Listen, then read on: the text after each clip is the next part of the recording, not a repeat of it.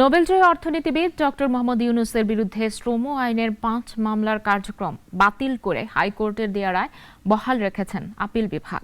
হাইকোর্টের রায়ের বিরুদ্ধে রাষ্ট্রপক্ষের করা লিভ টু আপিল রোববার খারিজ করে দেন বিচারপতি আশফাকুল ইসলামের নেতৃত্বাধীন ৩ বিচারপতির আপিল বিভাগ।